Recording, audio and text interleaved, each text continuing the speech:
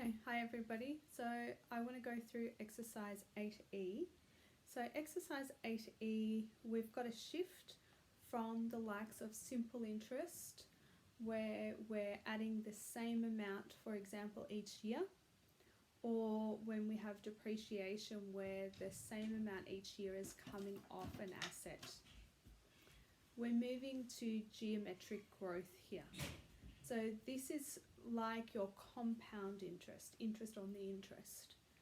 And that's where you mostly see it in the real world. So we're going to go through the maths behind geometric growth and the compound interest side of things. So first of all, if I have something like this, I've got VO equals 1, Vn plus 1 is equal to 3Vn. And the 3Vn means we're going to multiply by 3. Because with geometric growth, we're moving away from adding and subtracting to multiplying. Now, you'll notice I didn't say multiplying and dividing because we don't divide. If we want an amount to come off, we multiply by less than 1. So with geometric growth, we are always talking about multiplication. We are never using the division sign here, and we're not using a minus sign unless there are other situations where we use the minus sign. But for straight geometric growth, we will only use multiplication. All right, let's have a look. So the VO equals 1 means we start at 1, and it's telling us to find the next term, we're going to multiply by 3. So your sequence would be 1, 3, 9, 27, etc. Continue going. Okay. Another example, if we have VO equals 8, Vn plus 1 equals 0.5 Vn. So this is one of the situations where we're going to see a reduction. The sequence would be 8, 4, 2, 1.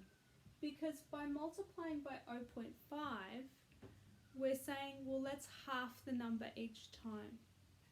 So this is where we can see depreciation in geometric growth. So we see depreciation in geometric growth by multiplying by less than 1. Okay? So an example here. So Sally invests $5,000 and it pays 8% per annum. So it pays 8% across the year. So to write a recurrence relation for this, we have VO equals 5,000, pretty straightforward. This is where it gets a bit different, and this is what students have trouble with. So keep an eye on this part. Vn plus 1 equals 1.08, and it's the 1.08 that causes the confusion. 8% as a decimal is 0.08, but we've got 1.08, and the 1 represents the fact that you need the whole of the investment plus the 8%.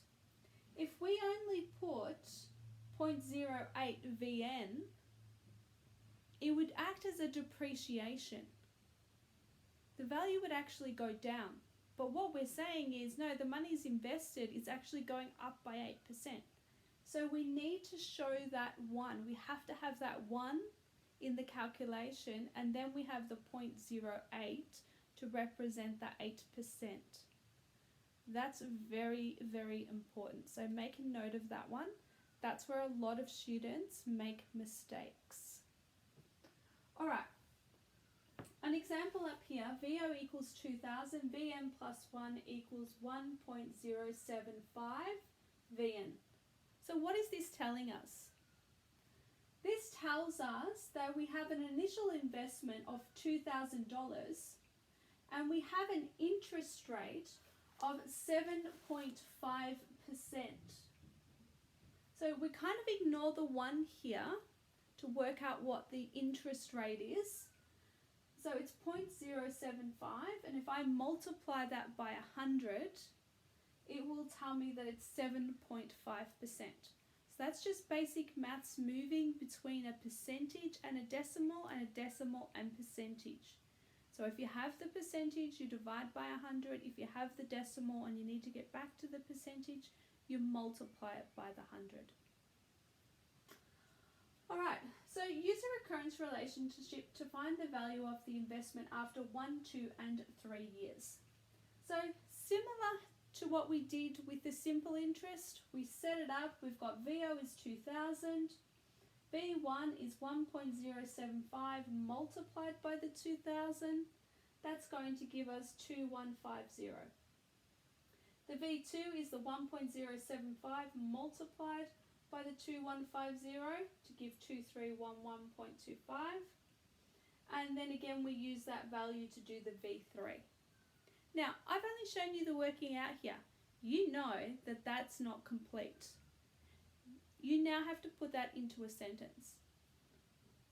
It asked us for 1, 2 and 3 years, so you would need to write that into a sentence to actually complete that question correctly as far as a SAC or exam was concerned.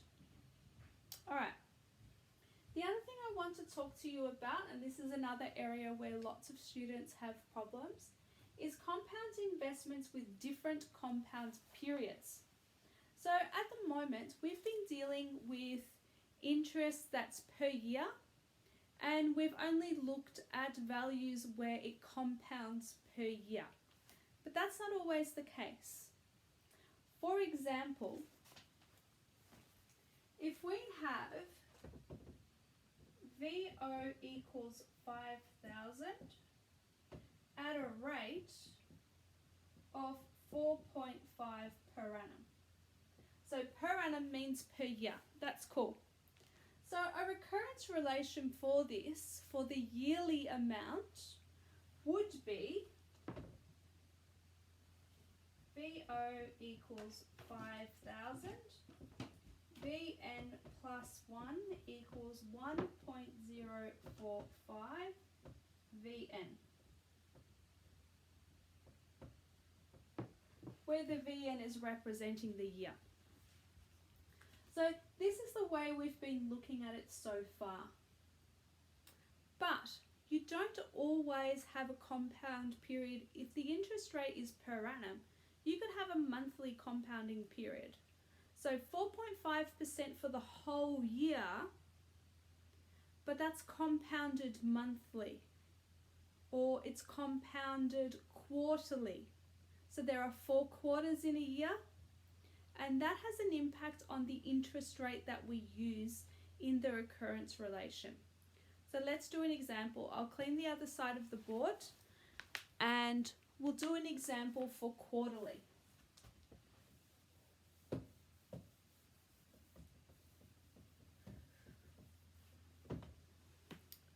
Okay, so we have 4.5% per annum. But what if we're compounding quarterly? I will say probably the most common compounding period is monthly, but let's do this one for quarterly. Okay, so this affects the rate.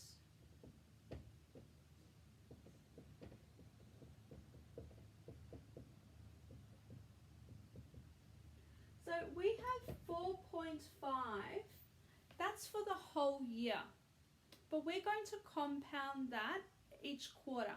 And there are 4 quarters in the year. So the first thing we have to do is divide the 4.5 by 4.